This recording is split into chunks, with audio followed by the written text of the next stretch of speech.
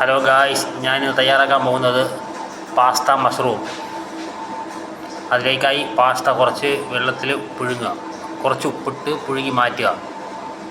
ഒരു അര വേവിൽ ഒരു ഫ്രൈ പാനിൽ കുറച്ച് ഓയിൽ ഒഴിച്ചിട്ട് കുറച്ച് ഉള്ളി ചെറുതായിട്ട് സ്ലൈസായിട്ട് അരിഞ്ഞ് എണ്ണയിലൊന്ന് വാട്ടുക. അതിലേക്ക് ഒരു 2 ഇണക്ക് വെളുത്തുള്ളി ചെറുതായിട്ട് അരിഞ്ഞ് അതിൻ്റെ കൂടെ ഇട്ട് വാട്ടിയതിന് ശേഷം മഷ്റൂം സ്ലൈസായിട്ട് അരിഞ്ഞിടുക.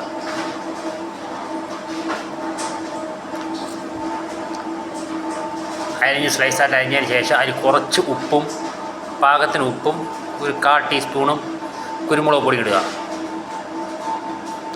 അതിനുശേഷം കുറച്ച് വൈപ്പിംഗ് ക്രീം ഒഴിക്കുക.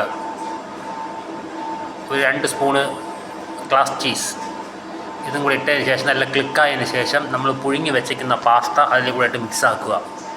എളുപ്പപ്പണിയാണ്, വലിയ പണിയില്ല.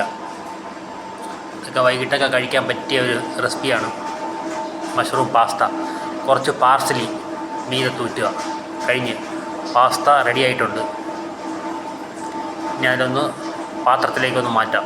കണ്ടില്ലേ, അടിപൊളിയായിരിക്കണം. കണ്ടില്ലേ, ഒന്ന് ട്രൈ ചെയ്ത് നോക്കാം. ഓക്കെ.